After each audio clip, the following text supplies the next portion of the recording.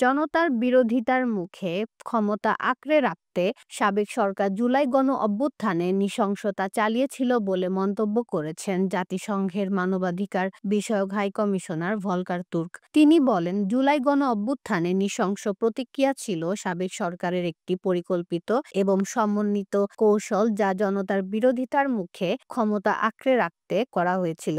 12 ফেব্রুয়ারি বুধবার জাতিসংঘের মানবাধিকার বিষয়ক হাই কমিশন এক প্রতিবেদনে বাংলাদেশের জুলাই গণ অভ্যুত্থানে সাবেক সরকারের নৃশংসতা নিয়ে এক প্রতিবেদন প্রকাশ করে। সেই প্রতিবেদনে হাই কমিশনার এসব কথা বলেন। ভলকার তুর্ক বলেন, বিক্ষোভ দমন করার কৌশলের অংশ হিসেবে রাজনৈতিক নেতৃত্ব এবং ঊর্ধ্বতন নিরাপত্তা কর্মকর্তাদের জ্ঞাতসারে তাদের সমন্বয় ও নির্দেশনায় শত শত বিচার বহির্ভূত হত্যাকাণ্ড, নির্বিচারে গ্রেপ্তার ও আটক এবং নির্যাতন চালানো হয়েছে বলে বিশ্বাস করার যুক্তিসঙ্গত কারণ রয়েছে।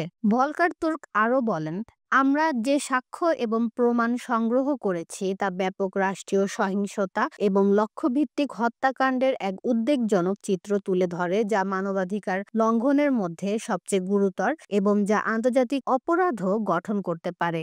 জাতীয় নিরাময় এবং বাংলাদেশের ভবিষ্যতের জন্য দায়বদ্ধতা এবং ন্যায় বিচার অপরিহার্য।